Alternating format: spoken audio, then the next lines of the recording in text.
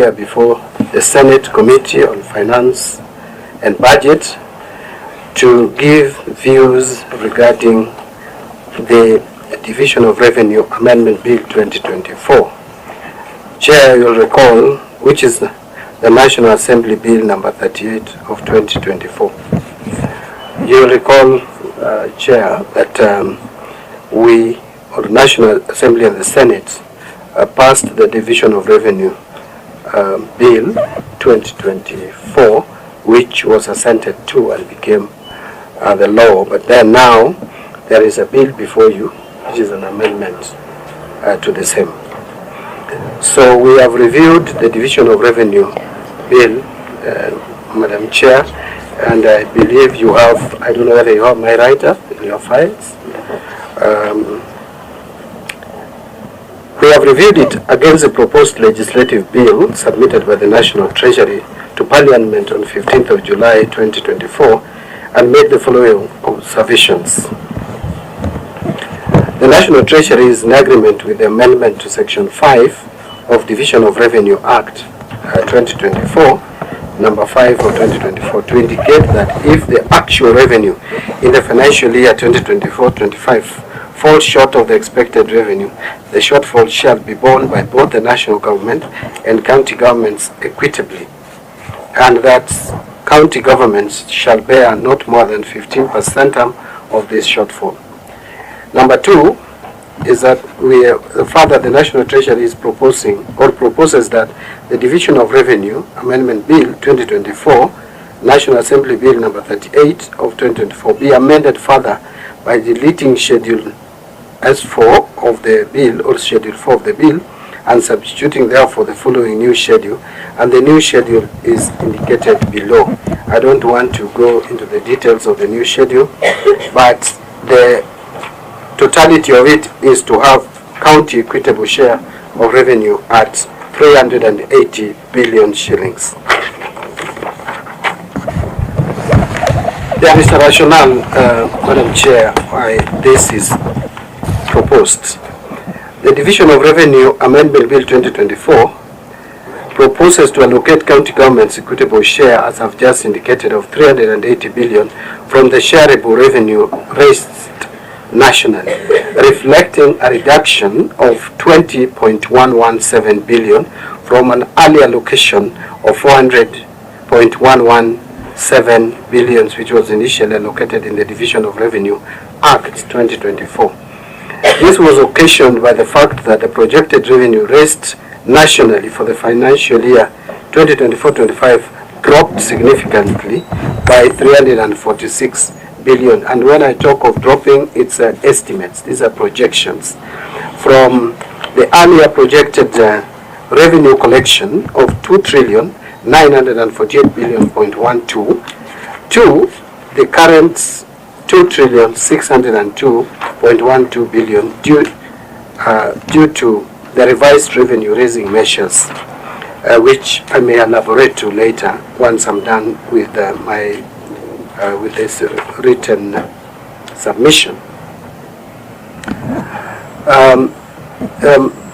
Madam Chair, this drop was initially is at about 11.7%.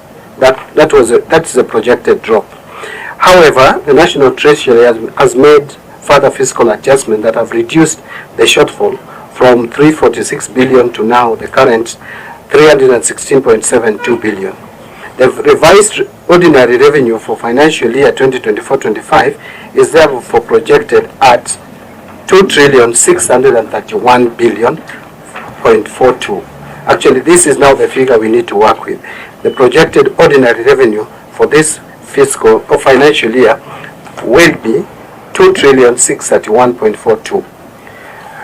Note that this happened during the finalization of the Supplementary Budget Estimate 1 for financial year 2024-2025, which was after the submission of the Division of Revenue Amendment Bill 2024.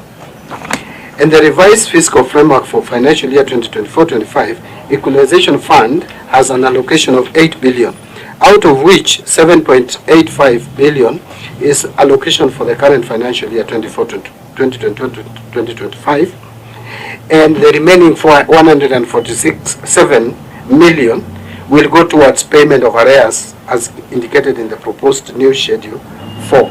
So the arrears, we intend to pay the arrears under equalization fund in bits.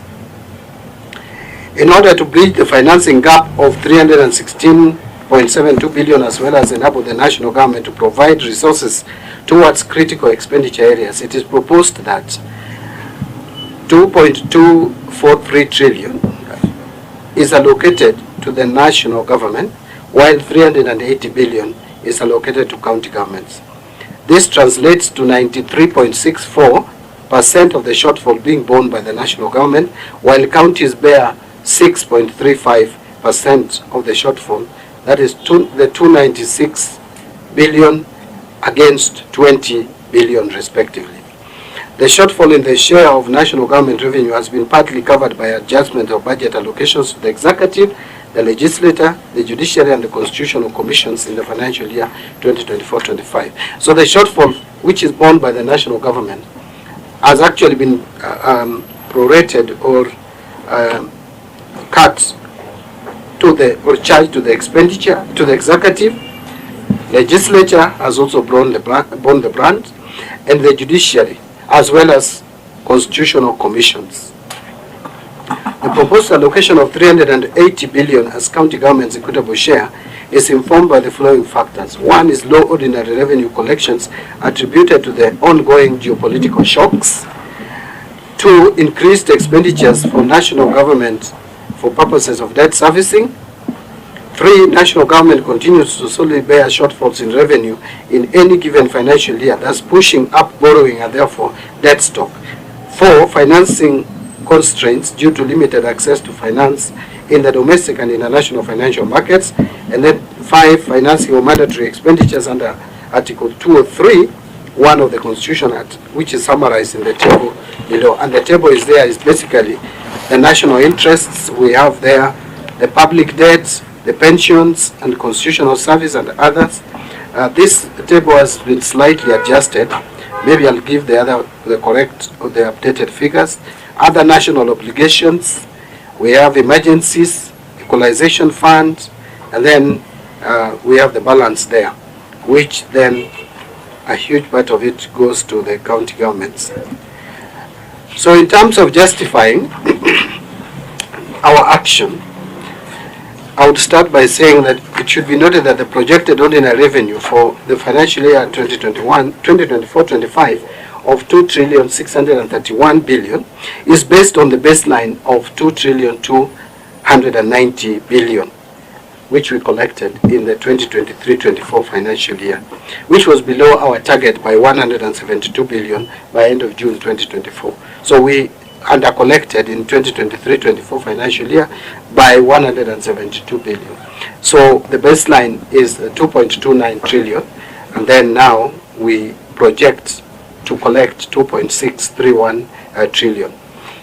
In the past, this shortfall has been borne by the national government, and therefore the 459 billion, which is indicated as a balance that remains for national government in 2024-25, may not be tenable. Number 2, due to withdrawal of the Finance Bill of 2024, there are critical and national interests that are unfunded. These include employment of junior secondary school teachers, and Madam Chair, I will be clear here that yes, we have provided for JSS teachers, but from January because of insufficient funds. That is number 1. So the money that we have to take care of employment on permanent terms for JSS teachers is going to be available from January 1st.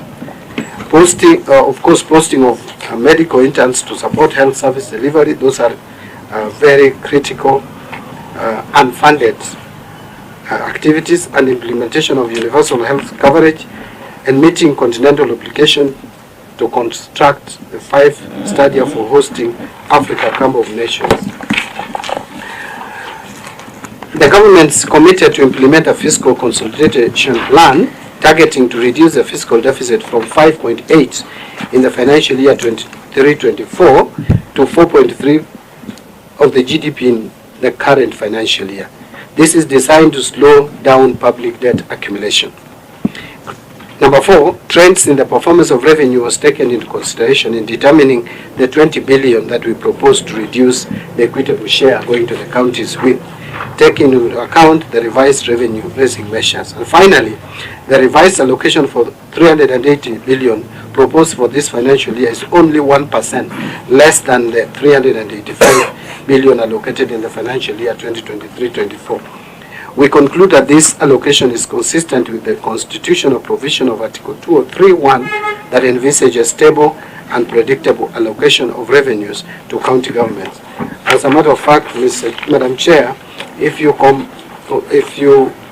work out the percentage of this proposed county equitable share of revenue of 380 against the last audited revenue, it is 24.2%. But if you compare it to the revenue that we collected last year, even if you don't, you get the latest revenue collection, it is still 16.6%. So it is still within the constitutional threshold.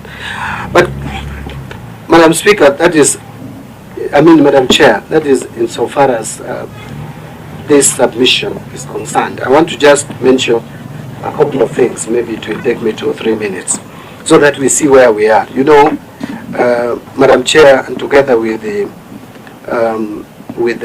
honorable senators, there is a risk in our macroeconomic stability. As a country, we must be alive to it, and we must just accept facts as they are and live within our means. I say so because I would want us to look at this projected revenue, which is actually a projection. And as we speak, the last 2 months, we have failed to collect what we should have collected by 18 billion, 18.5. So the 2 months under collection is already 18.5. Meaning that on average, if the trend continues, on average, we are failing to collect not less than 9 billion what we should collect. And so with that figure in mind, if it obtains for 12 months, then we will under-collect this 2.6 trillion by not less than 108 billion. But be that as it may, our projected revenue is 2 trillion 631, the ordinary revenue. But look at this. Interest on domestic debts alone, that is debt servicing costs, is 750 billion. That will be paid. The interest on external borrowing or external debts is 260 billion. That must be paid. So that gives you a total of 1 trillion and 10 billion. Then we have other CFS expenditures. The pensions, the payments to constitutional office holders is 190.4 billion. That total comes to 1.2 trillion. So if you subtract that from the projected revenue of 2.631 trillion, you are left with only 1.431 trillion. And our salary, our wage bill for the national government, every month we spend 75. That's the payroll, 75 billion. 12 months will give us 900 billion. So it means, therefore, that if you remove that from what we were left with, you would be left with only 531 billion shillings. And if we transfer 380 billion, the adjusted figure, to the counties, then we are left with 151 billion. Here, Honorable Chair and members, the senators, you have not taken into consideration the recurrent expenditure for the national government. You have not taken into consideration the CDF allocation, which is now 68 billion shillings. And you have not taken care of the other small ones like the National Government Affirmative Action Fund. So it means, in a nutshell, as a country and for a long time now, we have been borrowing to finance recurrent expenditure, which is first unconstitutional, and two, I think it's even immoral as a country to borrow money to support recurrent expenditure. And therefore, that is why I insist that we must reduce our expenditure. And so, our stability as a country, our macroeconomic stability, is affected largely by interest rates. which is pushing our debt upwards. It's also the stability of our currency.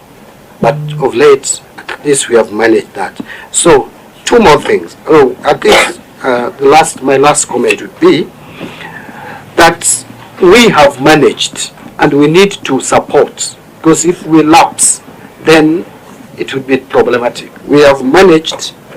There are economic fundamentals like interest rates.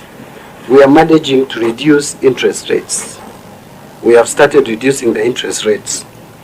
Inflation has come down to below 5%, which is our baseline, to the latest 4.2%, 4.2 years. Our economic growth is above average in is above sub-Saharan average and is above world average. And our currency stability has been restored. Now with that, therefore, what I would plead we do as a country is to support this fiscal consolidation. Whatever it takes. I know we need to protect our counties, and I am in that school. But again, to protect the counties in the long run, we need to have fiscal consolidation. Because without that, we may imagine that we are protecting counties, and yet in the long run, everybody else will not be protected, whether counties or national government. And Madam Chair, I submit. Thank you so much, Waziri. And before I open the floor to colleagues, allow me to say this. We've noted that MPs have become governors, MPs have become senators, MPs have become ministers, and the same has also been vice versa. And it's good in leadership, because then you realize when you're now a senator and from a former governor, you're now in the shoe and get to understand the reality and the different space and the requirement of that space. When you now move from becoming maybe a member to a minister, now you become having a feel of how different things are. I'm happy that you having been a member, and here you are, and also us, like the chair who has been a governor, now a senator, we are at a space that now we all agree as leaders to look at things differently. Not because you're in this particular space that do not consider that tomorrow you might be in a different office. That then we start looking back, because we've had governors who've been MPs and say, when we were members of parliament, we never supported devolution. But now I'm a governor, I wish I knew, and such. But anyway, because the elephant in the room is the 380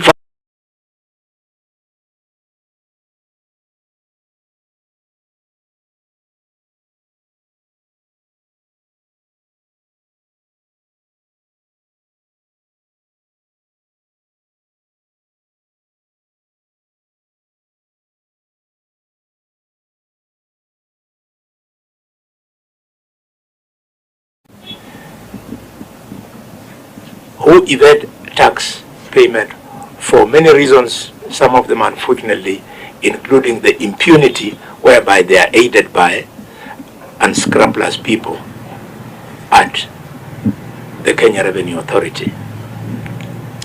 Finally, the long and short, Minister, of all the issues spoken to by Senator for Migori and the Chair is that the non-discretionary obligations to the county governments have been occasioned by a change of policy in government. It is government's policy on housing, community health workers, the CBA they raised, they signed with doctors, on NSS. So are you telling us that you want to advise that the government then reverses its decision, so that we give county governments less money, they don't have that obligation.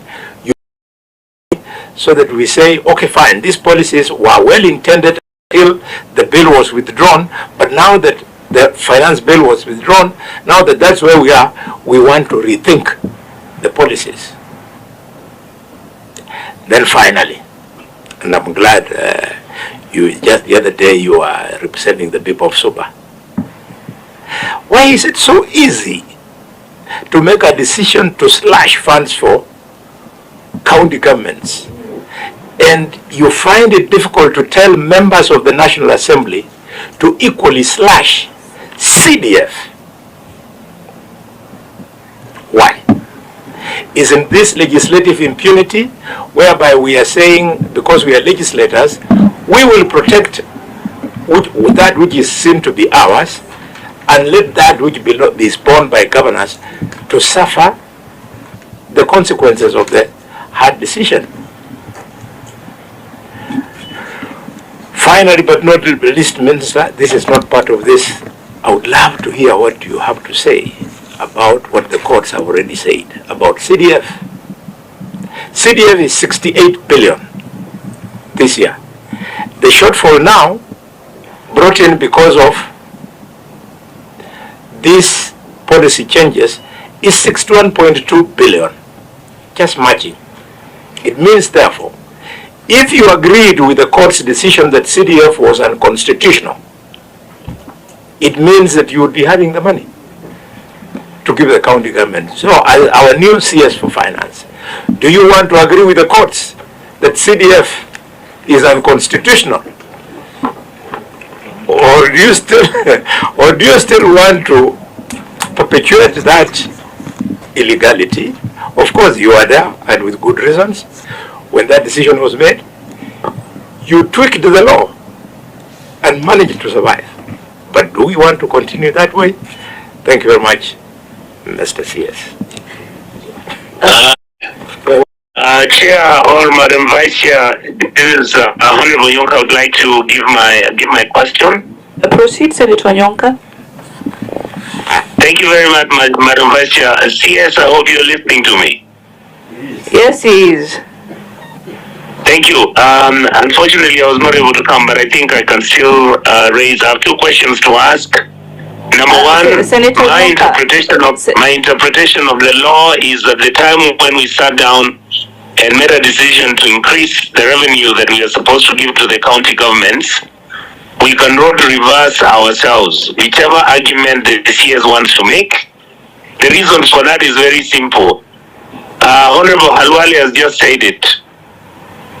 Yes, I would like to beg you, my brother, because you understand the rules. I know how government see as members of parliament, because if their CDF is touched, they even start talking about impeachment.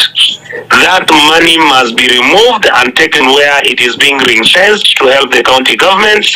And our position is very simple. Please don't touch the money. We want to give our county governments 400 billion.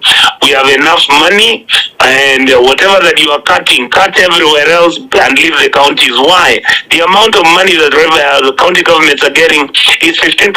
The national government is left with 85%. So go take your 85 and take it out from there. Leave the counties alone. I would like to say, Madam Chair and the Chair, that I will vote against this bill, whatever you do. Thank you. Thank you, Senator Nyonka. Chair, Honorable Chair, the floor is yours. Thank you very much. Allow me to first congratulate the CS for his new appointment, and also for sharing what he largely shared on behalf of the national government without much consideration to county governments.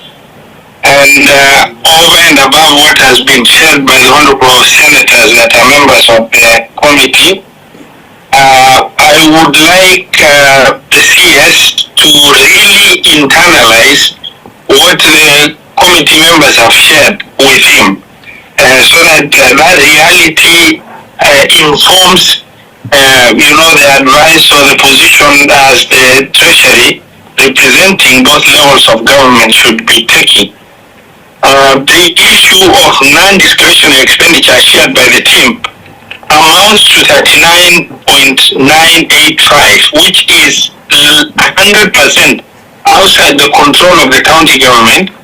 These are expenditures and costs that has come in after DORA was passed, the previous DORA of 2023-2024, and legislations that are passed by Parliament have necessitated that, as well as national government priority programs that was brought to county governments to adopt. The issues of housing levy deduction, 4.05 billion. Enhanced contribution to NSSF by law, 3.0 billion. Matching allocation to CAIBs for the 50% they are supposed to pay, 11.75 billion. Matching allocation to community health promoters, which is 50-50 between the two levels of government, 3.23 billion. Cost of maintenance and servicing of medical equipment, MES, which are in terrible shape right now because of excessive use, 5.86 billion. Annual wage increment in the IPPD system that does not negotiate with anyone, it comes to 6.395 billion. Doctor CPA, that was the national government has met the obligation, the county last year, the county government are picking the bill, 5.8 billion. This totals to 39.985 billion. And this does not include 5.5 inflationary cost provision that ought to have been included, which comes to almost 21 billion that we haven't even discussed. Now, Honorable CS, I want to refer to a few facts. One, the Finance Act of 2023-2024 is the one at play that gave county governments 385.425 billion last financial year. Now, to suggest anything less than what would be allocated to county governments is as absurd as an employee salary being reduced because counties will base their planning on the foreseeable, predictable, stable inflow of funds.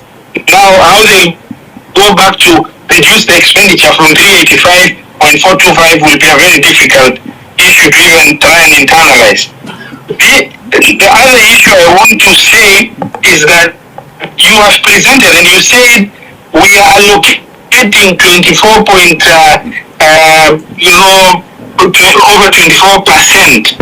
However, you are basing that 24% on the last audited and approved account. But if it is on the basis of projected revenues, you are allocating less than 15%, even it's 14.9% as required in law. There is no reason, Honorable CS, there is no reason more justified for the national government to borrow than support devolution in 47 counties where health services are provided, water service provision is done, issues of primary health care is primary education, lower primary education, ECD program is run.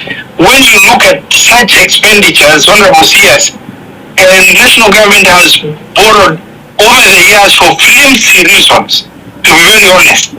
When you look at supporting devolution in 47 county governments by borrowing 20 billion to be able to provide these services as required, is going to be the most justifiable reason for the government to take. Now, since county governments don't sit and there is no mouth talking for them, and the National Assembly unfortunately takes the path of where do we sign when an issue proposal comes from National Treasury or the government for that matter, then the reality of reasoning is left to the Senate to be able to rationalize. Because Senator Khalwale asked you, this non-discretionary expenditure, they came into play within the previous financial year after DORA was passed. It is an issue that can't be ignored. The question I want to pose is, how do you expect the county government to deal with these expenditures that have come into effect after the last DORA was passed? Over to you, Madam Chair. Thank you so much, Chair. I think because of time, I will just allow you to add up. Yeah, just a very serious follow-up because I don't like any misrepresentation, Honorable CS, that might look disingenuous, and especially because I'm seeing my brother Albert here, who have been in this community for the last 2.5 years, as well as my brother Guyo here. Honorable CS, I don't know whether you got a brief that the equalization fund has always been in arrears for perpetuity, to the extent that it appears disingenuous if you are going to indicate in this conversation about equitable share that you are going to put 8 billion in equalization fund, and therefore it shows some kind of courteous increment in county government equitable share, when actually, first of all, that fund itself has been in arrears for perpetuity. And we've had a lot of conversation here with the previous years, and with my brother Guyo here, and as well as my brother Albert, and in the same spirit of what the chair said, when you're just looking at how the data is being compounded, the idea of basing on the previous approved revenue as well as this equalization fund, I think those two computations must be ignored in this conversation, so I can have a genuine conversation to be able to help counties run. Thank you so much. I think to be specific with what Senator Edi is talking about. Sorry, Madam Vice Chair, there is some issue, just what Senator Edi has raised, I needed to bring to the attention of the CS. Honorable CS, there is an illegality happening within Treasury. The requirement of equalization fund, once appropriated, is supposed to be credited to equalization fund account. The previous equalization fund as appropriated is yet to be credited to equalization fund account, which is grave illegality, and that has been happening over the years. How do you intend to remedy the equalization fund appropriation act that is approved and ascended to, which is law, where National Treasury we are into a new financial year and nothing has been credited to equalization fund account yet? Thank you. Thank you so much, Chair. And I like it because, Chair, if you look at the screen in your presentation, as far as equalization fund is concerned, you talk about arrears of 147 million. Would you tell this committee where you get the figure of 147 million? Because as far as you're concerned, the arrears are 52 billion. This committee has been singing the song of equalization fund. As a vice chair, I've been on the floor of the house tabling the figures for equalization fund. It's a song that we keep on singing and trying to show that more monies are being added to the counties, and that's not the case. As Senator Edi has put it, it's been 14 years. The duration was 20 years. It's 6 years down the line. Albert, we've been having this conversation. CEO Guyo, we've been having this conversation. Why are we lying to Kenyans about this money? It's called equalization fund. Where does this money go? Bwana CS, I want to give you the floor. I want you to know the words that members have used.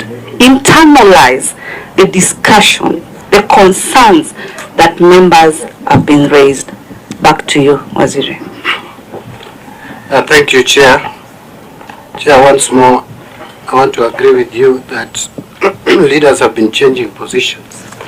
You become a senator, sometimes you are governor, member of the National Assembly, in the executive, like I found myself. Tomorrow I may be a governor, I may come back to Parliament. And I think what should guide us is not where we are. What should guide us is the Constitution and the interests of the people. So if we are guided with that, then it doesn't matter where we find ourselves.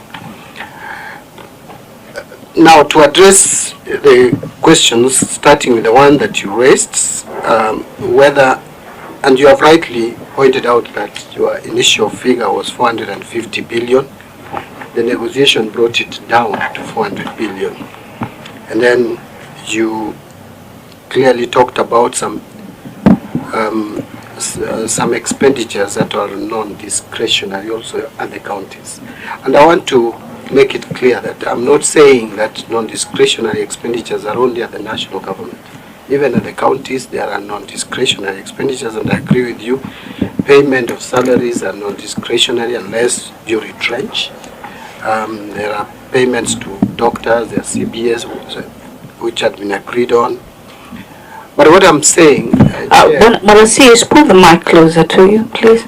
What I'm saying, the point I'm trying to bring out is that at both levels, we have non-discretionary expenditures, national and county. What we may need to do is both levels again should cut on discretionary expenditures.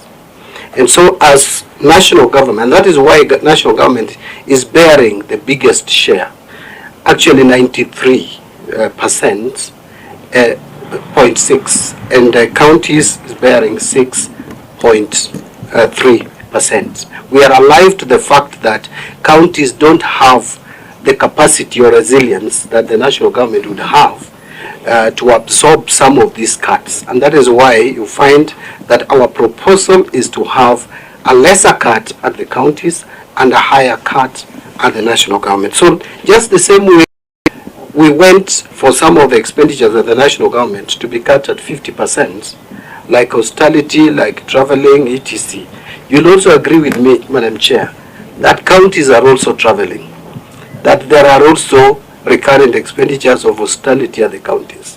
How I wish that we agree that counties must also, as we cut these expenditures at the national government level, then we also maintain and retain, and the county assemblies should do that, that all the non-discretionary expenditures must still be maintained, because you can't change them, but go for the wastages also at the county in terms of certain budget lines that can be cut. Because we live in this country, we see members of county assembly all over the place, also the same as members of national assembly and in the Senate. We also see county executives traveling across the globe the same way as executive. So as we rein on the executive of the national government to cut on these discretionary expenditures, our proposal as Treasury is that the counties must also be asked to cut on these expenditures. On the delay of disbursement of funds, again, I want to agree with you and say that this is causing a strain on the county governments. They go borrowing very expensive bank loans, and I am not supporting that trajectory. The current predicament, or what we have found ourselves into, maybe it is not the subject of discussion today, but we are alive to it, is that we are not yet done with the legal framework,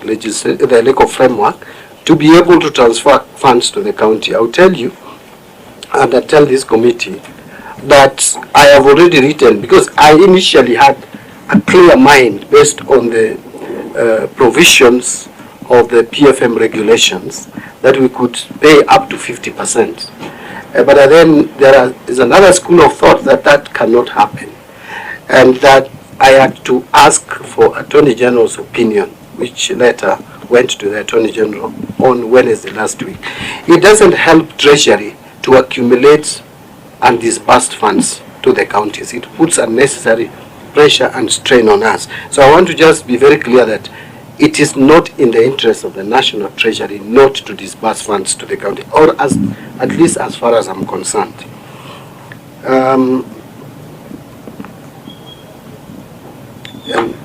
Now the issues that Honorable Senator Eddy raised. Yes, counties don't have as much flexibility as national government in terms of raising revenue.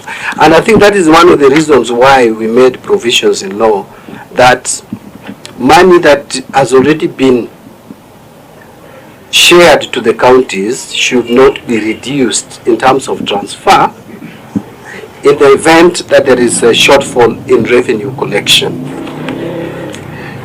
But again, Article 219, my understanding of Article 219, it deals with the transfer of funds. It doesn't deal with the legislation. It doesn't deal with the bills. What this article simply says is that once a budget is passed, once the Division of Revenue Act is passed, the national government must transfer all the shareable revenue to the county. That the same legislative organ cannot change the future. To me, I have not seen in this constitution, and I have interacted with this constitution a lot.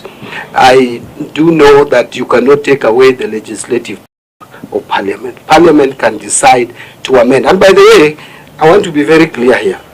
The 400 billion was based on a projected revenue of 2.9 trillion. The revenue now is 2.6 trillion. So you cannot base the shareable revenue of the county to 2.9 trillion when you are dealing with 2.6 trillion. And therefore the House can decide on its wisdom. The both houses can decide either to agree to amend downwards the Division of Revenue Act, or the two houses can reject, in which case then 400 billion will be the amount. But the moment Senate and National Assembly amends the shareable revenue, it becomes a law. So that Article 219 would not be violated. That article would only be violated if National Treasury fails to transfer the money that Parliament in its entirety, the two houses, have approved. And I think Honorable Eddie also raised the same issue, that of the non-discretionary lines in the county expenditures, and I think I addressed that. Honorable, the majority in the Senate, my friend Boni Alwale, you have a decision, and that we don't have power, which is true, to amend, and that the courts will declare whatever we come up with as illegal and maybe unconstitutional. Yes, it is true that when the President declined to assent to the Finance Bill of 2024, he indicated under bullet number 5, I don't think you have this memorandum from the President. Although the President is also part of the legislative process, in our own wisdom, we made the President part of our legislative process, including on budget matters. But the President said, this is what he said, that Father, I have directed the National Treasury, and I underline the word direct, and I'm asking, who is he directing? He is actually directing the National Treasury, because I would have had a problem if he directed the National Assembly of the Senate, Parliament. But directing National Treasury is perfectly within his powers as the President to immediately submit to Parliament. And the direction or the directive was to submit to Parliament amendments to the Division of Revenue Act 2024. And that is exactly what we have done. Any shareable revenue to counties, what we have done is to submit a power to do so, and that organ is Parliament revenue to reflect the reduced revenues occasioned by the rejected finance bill. So the President was actually directing my office to submit to Parliament's legislative proposal to amend the law. And that is what we have done. So I don't think we have done anything illegal and unconstitutional to that effect. Parliament has all the powers to deal with this matter. The Honorable Boni, Senator Boni, you have talked about my pet as your number 2 issue, and that is the revenue leakages. As a matter of fact, we would not be here today if we mainstreamed in our financial system. I can't agree with you more. It is not just about the revenue collection, it's even the revenue use, and at both levels of government, national and county. And I'm addressing Senator Boni Alwale, whom I know very well, is passionate about proper use of public funds. I absolutely agree, and that is why today I signed off 560 million funds to help us procure the system that would help us to do E2E procurement beginning January. because we have been procrastinating and pushing forward this in almost eternity. It must come to a stop. We must do it. Then on the issue of KRA, I again have pronounced myself, the President has pronounced himself on reforms at KRA. The first institutions that I held a meeting with immediately after my swearing in was KRA. And we are in the process of coming up with a system. The system that we have at KRA is over 10 years old. So we must modernize it, we must come up with a new system to collect our taxes, and we must also talk to KRA staff to change the mindset.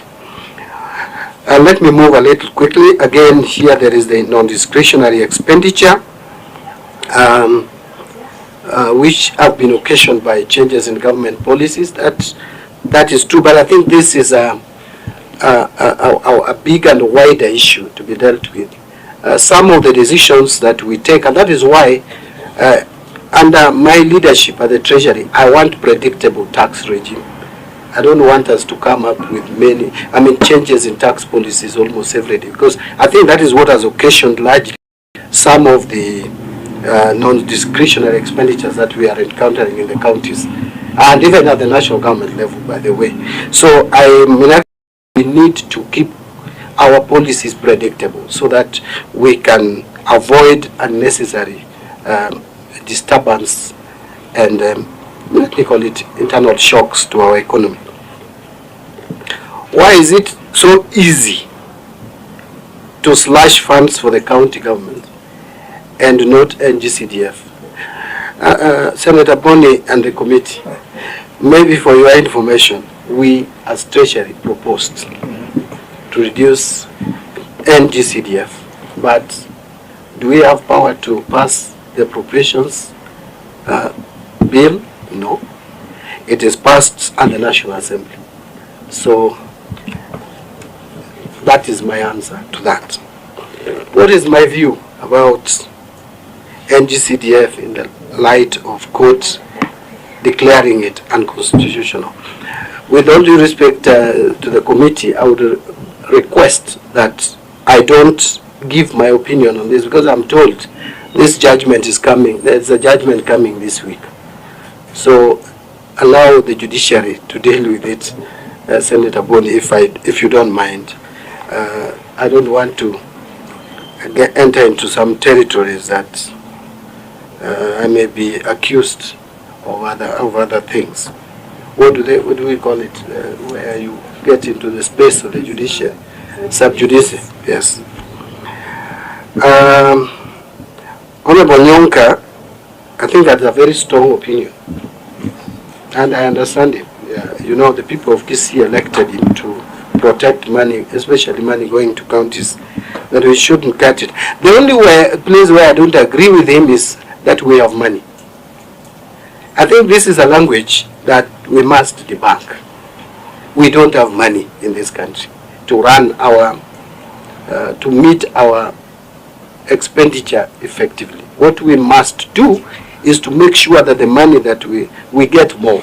So we will get more, A, by collecting more, B, by using what we have prudently, and 3, cutting on expenditure.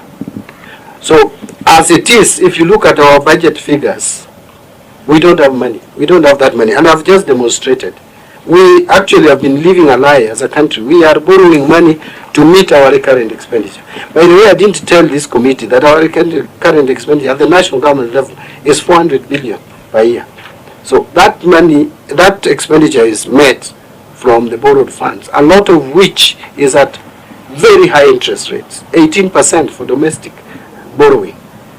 So we must, and even the commercial debt outside there, we borrowed Eurobond just the other day to pay another Eurobond at 11% interest rate. So these are things that we must stop. And the best way to stop it is to accept fiscal consolidation and also to accept expenditure. And accept it when that cut is somewhere else. Even when the cut is affecting us, we should accept.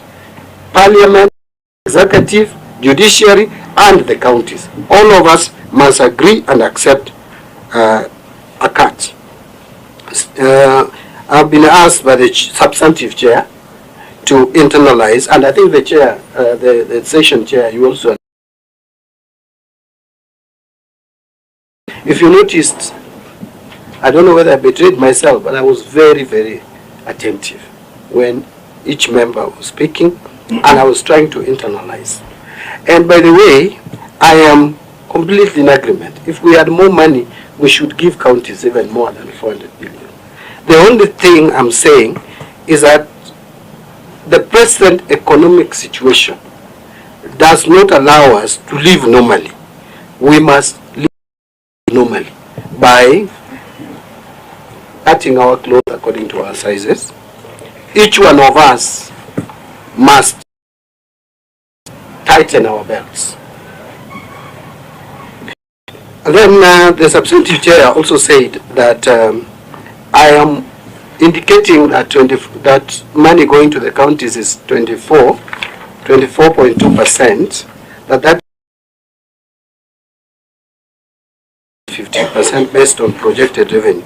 But I think the substantive chair is not talking about what is in the Constitution.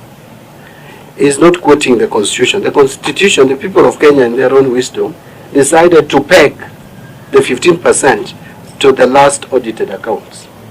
So if I go by the Constitution, it is 24.2%. And I even had some used the last revenue collection of 2023-24, it is still 16.6%. But if you now base it on projected revenue, which is a projection anyway, then it comes to 14.4%, which is below 15%. But that is the Constitution. How do you expect the county governments to deal with these expenditures? I think that again I have addressed. Finally, the issue of equalization fund has come up, and I'm in agreement that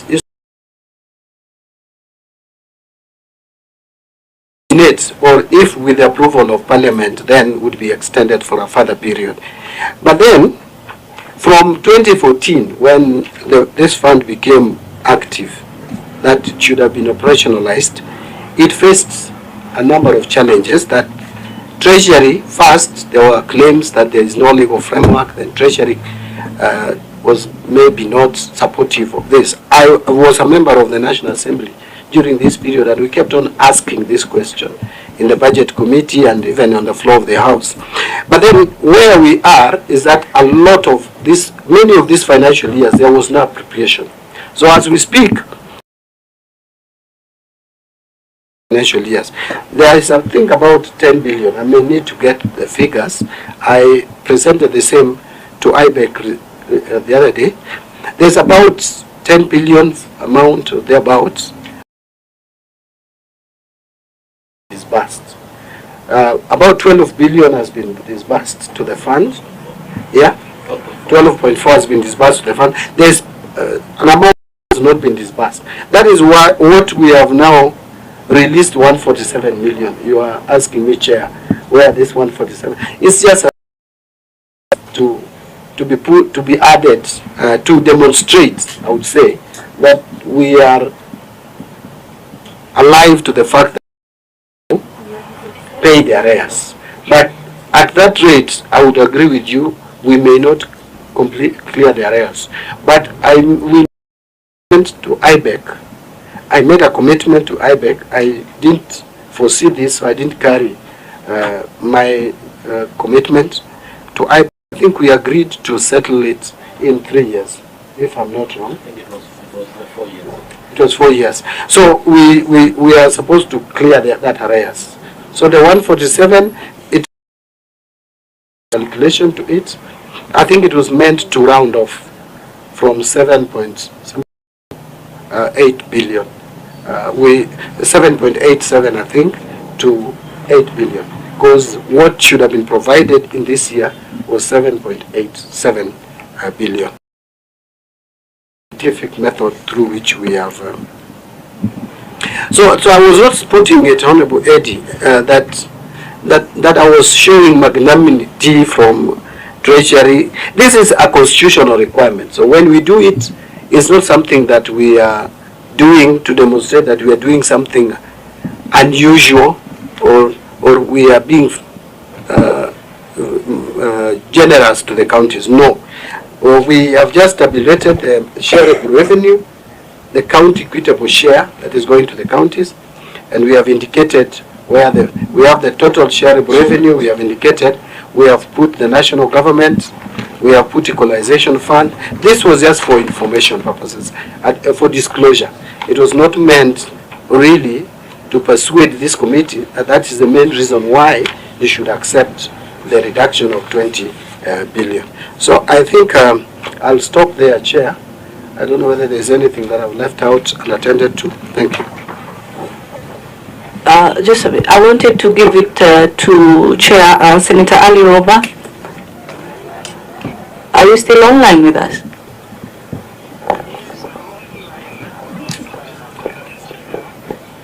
Senator Ali Roba, Chair. Ask him to adjust his volume. Sorry? Ask him to adjust his volume. Senator Chair, if you could adjust your volume. I wanted to release the team online, maybe. Senator Onyonka? Okay, you can just text the chair to so that we're on the same page as I give it to members. Honorable Waziri, you've shared the letter from the President and touched on clause 5 or point 5. The first sentence reading that it directs your office to do a proposal. The concern that this committee is having keenly, and one of the common denominators that has come out is on the issue of the amounts. The amounts for our CHPs, that is amounting to about 3.1 billion. There's amount to the KIPES, 11.7, NSSF, enhanced contributions. The directive of your proposal, why did you not, for example, suggest a reduction of 1 billion? Why 20 billion? The answer is still not really justifiable. The other concerns you've stated before this committee, the issue of the deaths and all that's fine.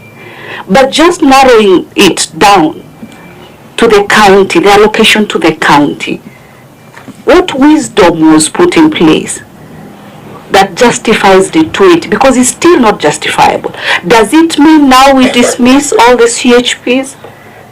Does it mean that we do not adhere to the policies of NSSF that has been set? The issue of the housing levy? What then are we supposed to do? What should the counties do? Should also the counties not borrow, yet disbursement is always delayed? Should our people of the counties not get their salaries on time? Putting in mind, the same revenue that you collect also comes from the same 47 counties. Lady of the Prime Cabinet Secretary, why? Why are you spending money on unconstitutional officers? The office of the Prime Cabinet Secretary. Advisors. Ministers have as Prime Cabinet Secretary. I want to separate those two spirits out of respect.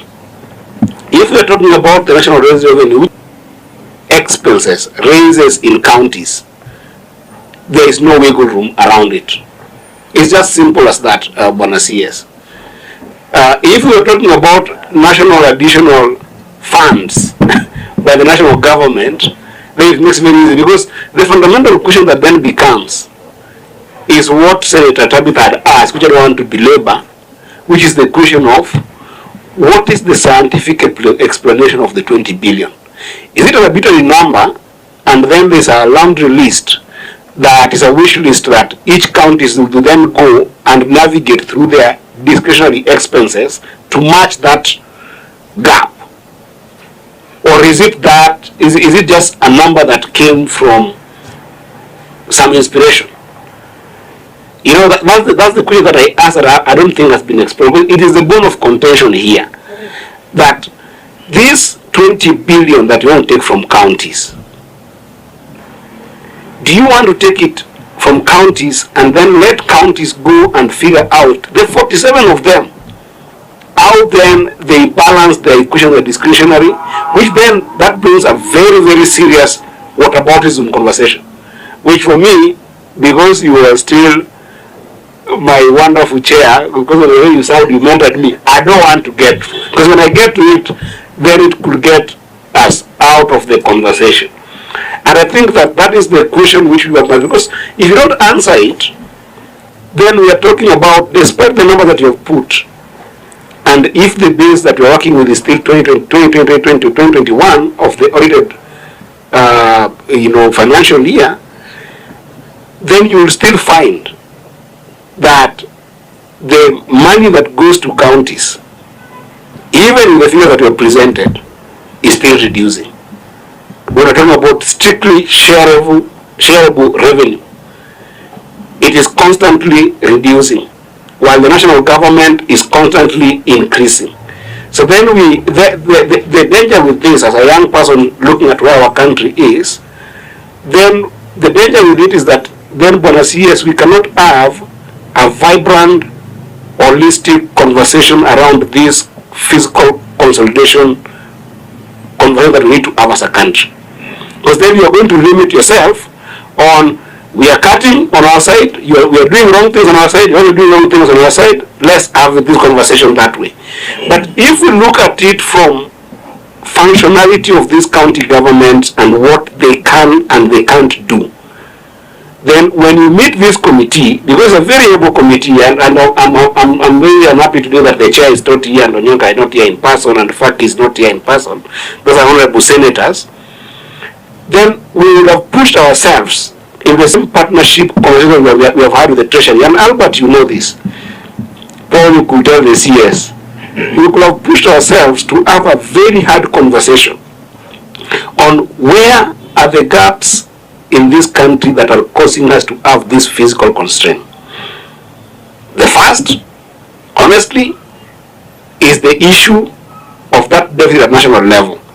When the CS, the former CS, was sitting on the same seat you are sitting there, and the budget policy statement of the previous year was presented, this particular committee insisted to the CS on some areas where we thought very critically, and some of them the has talked to, that the deficit was coming from, that ought to have been considered and be reduced. That conversation is missing on this physical consolidation conversation. Senator Boni has tried to invite you on a conversation on the structural elements of our taxes and our taxation. And I'm actually glad that I saw the other day you were initiating a conversation around it on why we should cut some corporate taxes. But even those tiers of taxes, we invited the Treasury on a conversation on how we should be able to rethink our taxation to allow for more to come on the loo. That conversation is missing on this fiscal consolidation because we are obsessed with this issue of this 20 billion. We are talking about the issue of leakages and wastage in government, and we are only focused on KRA, but we also know very well that there are procurement officers in this government that constantly are inflating very serious expenses in government to the tune of 300 billion. What we're trying to look for in this particular physical consolidation, it is missing. We're talking about the same procurement officers whereby you find that even among real estate agents today, if you look at developers who are doing serious buildings and any other development things in this country, they are running single accounts for multiple projects in this county that does not allow for serious money circulation in the economy that can be able to help with this physical consolidation. a number of legislative pieces that could come in this for physical consolidation is missing because we are obsessed with this conversation about whataboutism. Bwana CS, the 20 billion for county government that we're fighting over should not be touched. If we are willing to have a serious conversation about how we approach this fiscal consolidation with this committee, our chair can guide on that, and perhaps we can come into that conversation. But I am not convinced, scientifically, I am not convinced by the National Treasury why this 20 billion must be reduced in the wake of what I've presented clearly, the non-discretionary commitments that half of them, it is not the county government that committed to. Half of them, it is the national government that made the counties commit to. KIPES, the national government made the counties commit to the 11.7 billion we're talking about. The CBA agreement, the national government made the counties commit to. The community health promoters, the national government made the counties commit to. And we cannot go back and tell today community health promoters who have volunteered through sweat and blood for over 5 years in this country. We can't go and tell them that their money is not there because the government does not have money. In a place where leakages are mounting to 300 billion.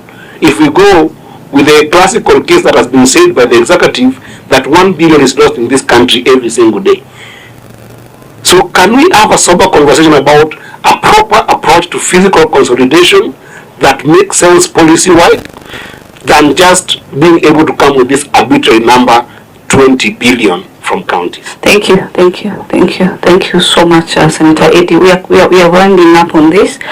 See, as you respond to this, there's something that you mentioned in your remarks. You talked about that you are in doubt that you can make available to counties 50% of the previous allocation as per our regulation 134. But as per the PS letter dated on 5th of August, reference number IGFR/SG/01B34, the PS had considered that this transfer can be made. Because if this then transfer of funds is not made 50%, we stall the counties as far as their salaries and wages are concerned. You've talked about you're waiting for the AG to be able to advise. What is the timeline, and why is it again you as a Senator for Migori and the chair is that the non-discretionary obligations to the county governments have been occasioned by a change of policy in government. It is government's policy on housing, community health workers, the CBA they signed with doctors, on NSS.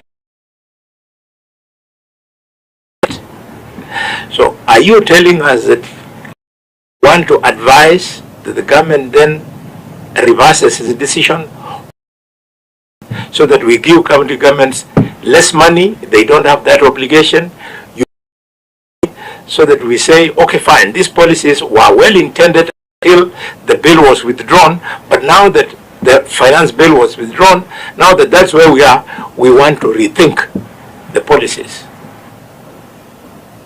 Then finally, and I'm glad you just the other day you are representing the people of Suba.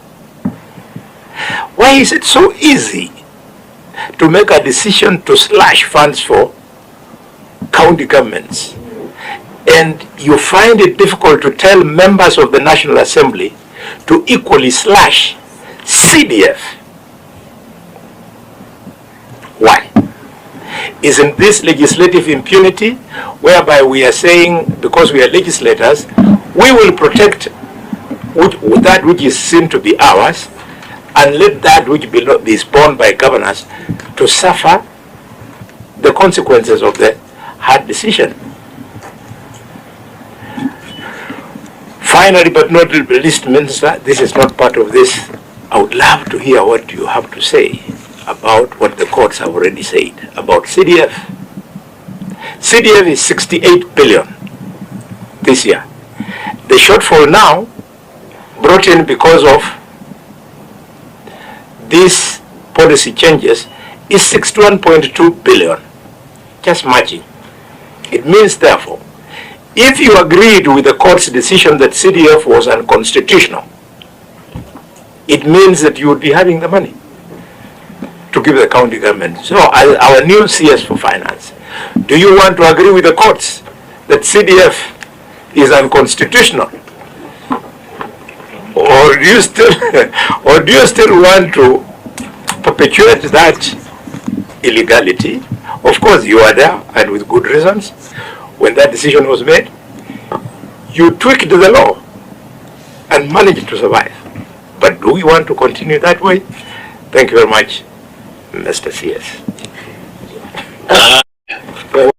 Chair or Madam Vice Chair, this is Honorable Yonka. I would like to give my question. Proceed, Senator Nyonka. Thank you very much, Madam Vice Chair. CS, I hope you're listening to me. Yes, he is. Thank you. Unfortunately, I was not able to come, but I think I can still raise. I have two questions to ask. Number one, Senator my interpretation of the law is at the time when we sat down and made a decision to increase the revenue that we are supposed to give to the county governments, we can reverse ourselves. Whichever argument the CS wants to make, the reason for that is very simple. Honorable Halwali has just said it. CS, I would like to beg you, my brother, because you understand the rules. I know how government fears members of parliament, because if their CDF is touched, they even start talking about impeachment. That money must be removed and taken where it is being ring-fenced to help the county governments. And our position is very simple. Please don't touch the money. We want to give our county governments 400 billion. We have enough money, and whatever that you are cutting, cut everywhere else and leave the counties. Why? The amount of money that the county governments are getting is 15%. The national government is left with 85%. So go take your 85 and take it out from there. Leave the counties alone. I would like to say, Madam Chair and the Chair, that I will vote against this. We can get it from some of the budget lines, which accommodates a lot of wastages. We have done it at the national government level. We are cutting hospitality, some even to 100%. We have. Partitioning is no longer there of offices. We have reduced most of these budget lines to 50%. I believe counties can also do it. And if all the 47 counties, by the way, senators, you just take a pen and a paper and get the budget lines, take the budget of county, 47 counties the last year, and look at the recurrent expenditure, the lines that we're talking about, hospitality, transport, domestic, foreign, all these things, taking tea in the offices, fuel for vehicles, which you see are running all over, even weekends. If you just take a pen and reduce those lines for the 47 counties, I'm sure you'll get more than 20 billion. Thank you, Waziri. At this point, because we are supposed to have another meeting, I'll open the floor for very short, brief remarks. Can start with Senator Eddie, member of ODM. I think that, not broad-based, but I think that on a serious note, if you can cut some more money from national levels, that would be very good. And Boni, I think Senator Boni has pointed to some areas, including advisors such as David Ndi. But that one is up to the executive to think about. But on a serious note, because my fundamental question has been the question about how does this number come from, and you have advised also that it's not necessarily scientific. It's about looking at the number that you would wish to cut, which you'd come with a number that would, see you do a proper physical consolidation. I still believe that fundamentally, Article 219 of the Constitution, because you cannot read it without reading 225 of the Constitution, because there is a subsequential article, which is 225, then it goes without saying that in an ideal world, this shortfall should be only be a function of the national government. But because you have said this is a arbitrary number, CS, bonus CS, I think a bare minimum conversation that could invite us on the table is then that county should not at least get less than what they got in the year 2023-2024. I think that's a bare minimum conversation, just because of what you've said, that this number was arbitrary to the extent of trying to balance that for your consolidation. Then it will be what you, in your own world, immoral to give counties any money that is less than what they got in 2023-2024. So 380 is already too low. But that said, I think that we need to have a more vibrant conversation on how do the discretionary and mandatory funds look in terms of mapping in all the 47 counties. And I think that is something that us as a Senate should be able to look at as we go into this conversation, because naturally this is going to go to mediation. From the look of things, the Senate is not going to allow this to go low. But other than that, I want to say that I appreciate you coming, and also this being the first meeting. It's a very hard task, but we have seen a very good partnership between this committee and the Treasury. And of course, the common faces here can attest to that. They can whisper to you over maybe lunch after this. And I'm hoping that the Treasury can continue that proper engagement with this committee in a partnership way than otherwise. Other than that, I thank you so much, and I hope to engage some more in other issues that will come in future. Thank you so much, Senator Eddy. Senator Boni. Minister, thank you for coming. Enjoy your lunch. There is no lunch, Senator Boni. Austerity measures. I don't know if Chair is back online. Chair?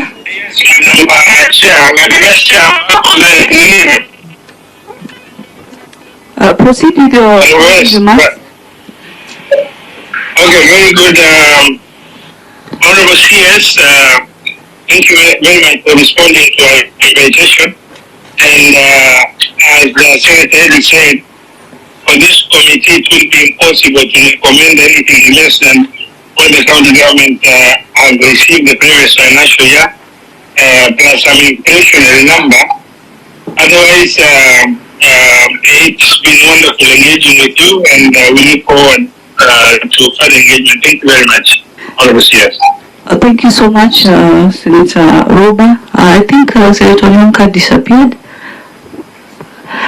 I'll give you the opportunity, Bwana Waziri, to do your brief final remarks.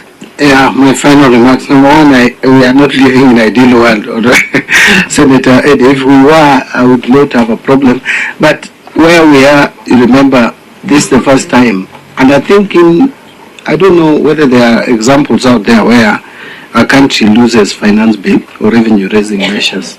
So this is the first time, even in the history of this country. So we are living in times that are not so easy. Yes, we will look at additional revenue raising measures, which again, we are in a democracy, which is accepted by the public, because public participation is important and we must live with that. I just wanted to say, if we manage, and this is a commitment, if we manage through any other revenue raising measure to get more funds, I would propose additional allocation to the county from whether it is 380 or 385, or whichever amount you'll agree to. If it is below 400 billion, I will make sure that any additional revenue that we realize through any additional revenue raising measure then would also benefit the counties. So that is what I would say, and I want to thank you, Chair, for inviting us. It is, we have a responsibility to appear before you anytime that you invite us, and we will cooperate. Thank you very much. Thank you so much, Bwana Waziri. It's been our first engagement since you got into office. We really appreciate as a committee. As I've said earlier in my opening remarks, we've really worked a very good journey with the former CS for finance, and I'm happy that you've also stated before this committee that you promise we shall also have a positive journey. At this point, I will also request that the AG's response that we shall receive kindly share with the committee, at least within the next 7 days, so that we are on the same page as far as the disbursement is concerned. I'm happy after that response, you've also committed that each month you're going to ensure you disburse 32 billion to the counties. And I'm happy to note in your final remarks that you also believed in finance bill. That was not assented. I'm happy to note that. At this point, the meeting is adjourned. Sure, can I? That's a very heavy. That's a very weighty. That's a very weighty comment and concluding remark. Whether you are saying that I believed in the finance bill that was lost in 2024. I believed in a number of provisions of that bill. But I also didn't believe in a number of provisions. I even proposed amendments to it. So that is my position, and it is not ambiguous. Thank you. No problem. Thank you so much, Waziri. At this point, the meeting is adjourned until 2:30 because we still have another meeting. Asante sana. Thank you so much. Okay. I tell you, in the old place.